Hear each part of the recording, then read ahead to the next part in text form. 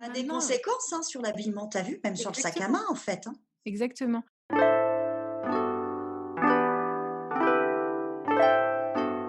Bienvenue sur Qu'est-ce que la mode? Le podcast qui pose cette unique question et nous invite à de multiples discussions. Je m'appelle Elsie Pommier et je suis designer de l'individu.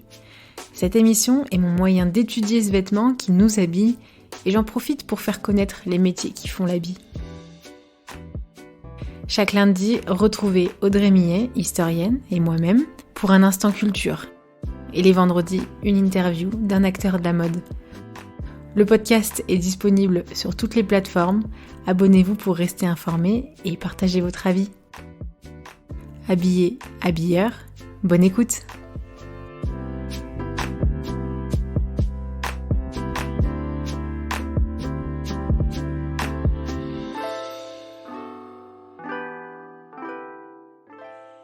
Alors bonjour Audrey. Salut Bonjour. Elsie, ça va? Ouais, ça va et toi? Ça va. Ouais. Bonjour chers auditeurs, chères auditrices. J'espère que vous allez bien. On passe du beau temps à la pluie. Il y en a qui ont plus de pluie. Les pauvres, voilà, je pense à vous.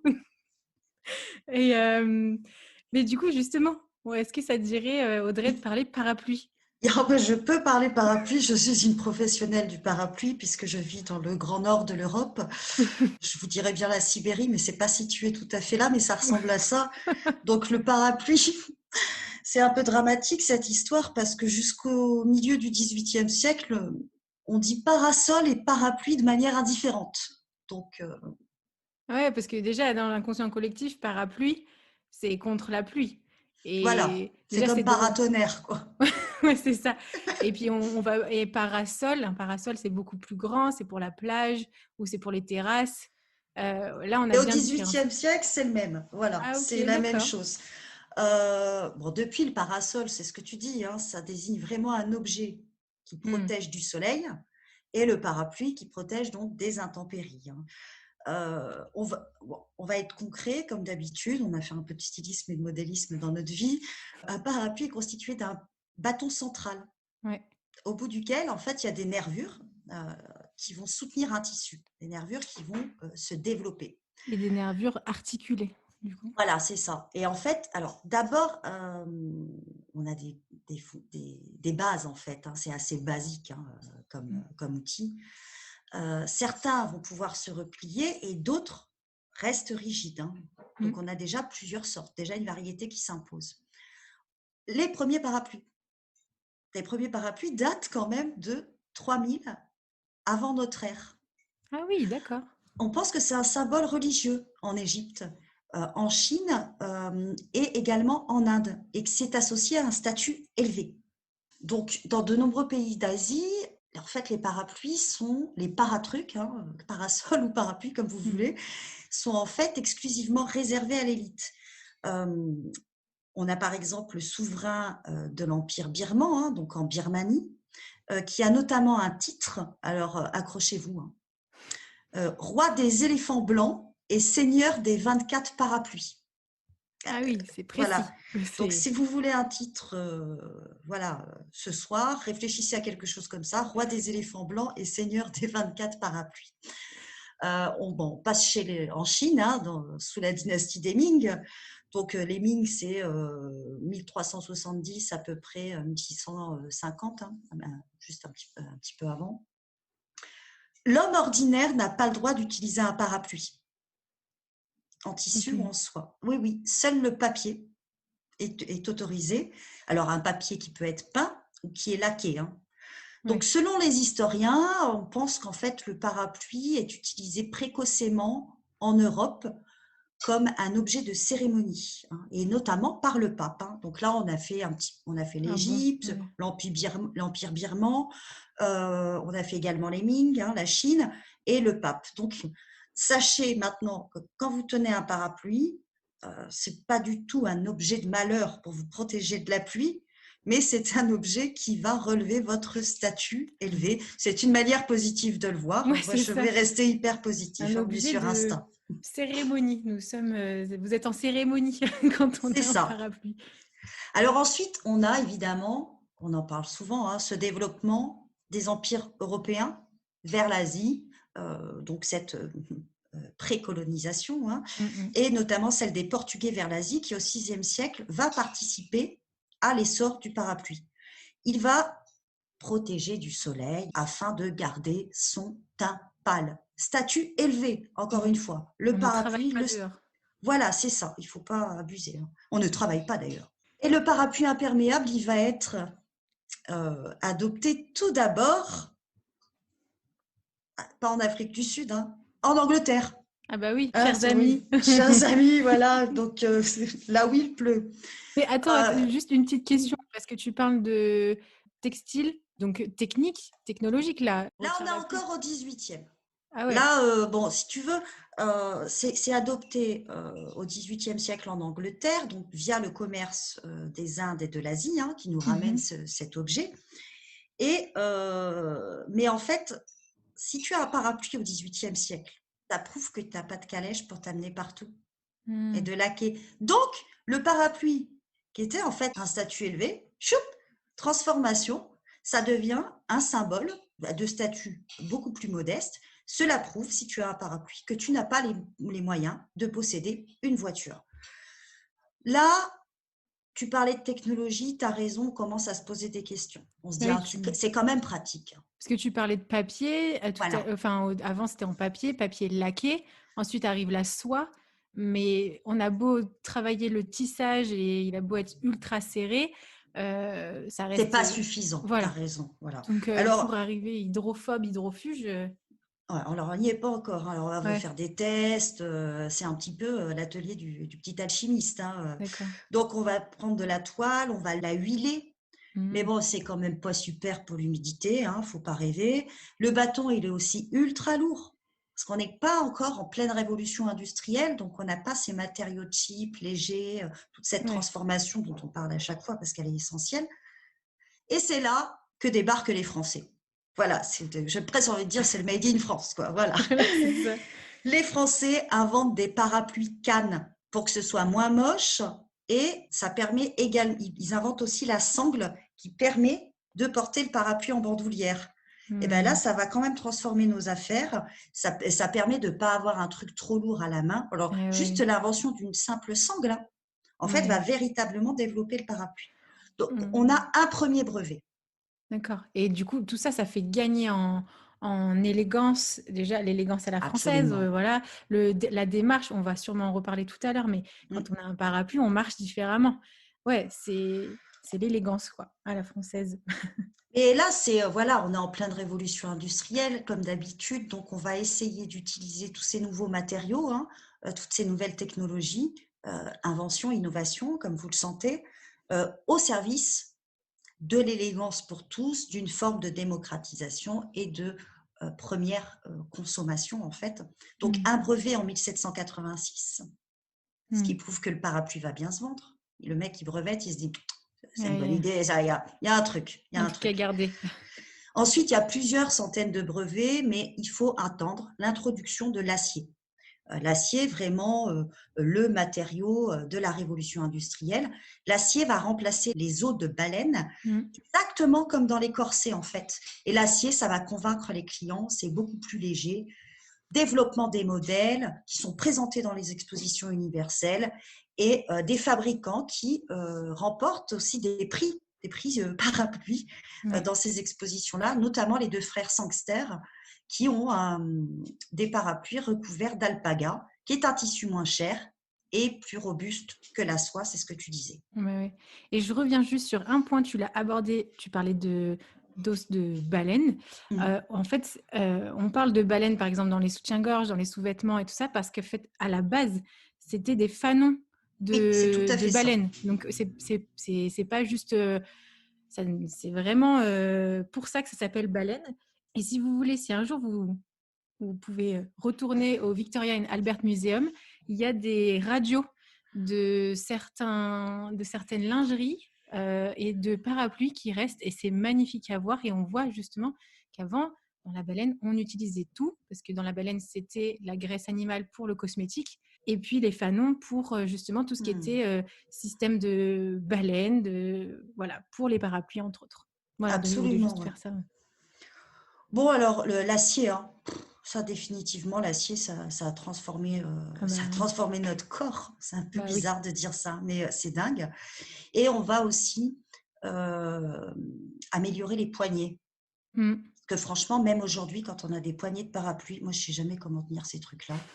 Bah, Heu, c'est tout un design aussi, hein. Il y alors en a en voilà, U, ouais, il y a le pommeau, il y a ouais, vraiment de tout.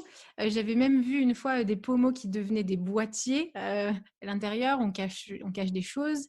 absolument. Heu, il y a les petites Bah, si drogues. tu veux et j'allais dire, si tu veux empoisonner quelqu'un, tu vois? Bah, écoute, il suffit que tu aies un petit pommeau de parapluie qui s'ouvre, tu fais ça discretos, quoi. Enfin, Voilà, c'est ça. le poison, c'est quand même, hein, c'est quand même hyper chic, hein.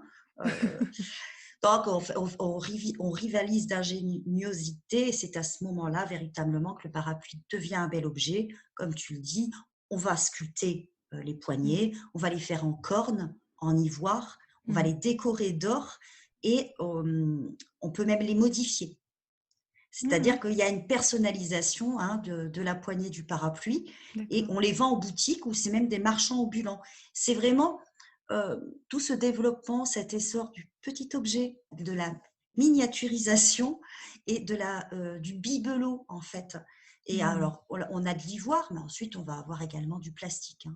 Ouais, bah, toujours dans cette idée de personnalisation, c'est oui, c'est un outil, un objet, un accessoire fonctionnel, comme on l'a dit au tout début, contre les intempéries, mais il est individualisé par toutes ces petits objets, toutes ces différentes parties. Donc on a parlé du pommeau, ensuite le système de mécanique et tout ça, puis Mmh, après il y a tout le tissu aussi qui va se personnaliser dans la forme, dans les matières, les motifs et tout ça. Et ouais, et puis même, les on parlait d'armes aussi, c'est les pommeaux. Dans le mécanisme, il y avait aussi les épées. On parlait des Français. Je ne sais pas si vous connaissez l'histoire de la boxe française, mais avant, c'était la canne. voilà. Il y a la savate, la canne et tout ça, et on se battait avec une canne. Et donc, des fois, si vous voulez regarder, il y a des démonstrations de cannes, et Oui. c'est des fois des parapluies, justement, Mmh. qui deviennent leur arme, en quelque sorte. Et donc, il faut que ce soit robuste.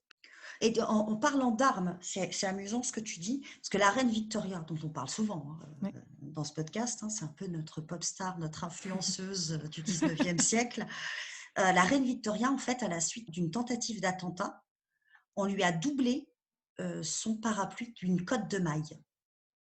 Donc Ah c'est oui? devenu également un objet de blindage et de défense, bon, malheureusement, hein, évidemment. Alors ça, c'est un peu, j'ai envie de te dire, les derniers moments du parapluie, Elsie, Mmh parce que mh. tu sais qu'après, c'est la mode des peaux bronzées, donc déjà, ça va mettre fin à une utilisation, qui était généralisée dans les années 1930, hein, Ouais. puisque pour montrer que tu es riche, il faut montrer que tu as des loisirs et que tu vas te lover, sur les plages, Mmh. alors qu'avant, il fallait juste montrer que tu ne travaillais pas et que tu restais enfermé chez C'est toi. ça.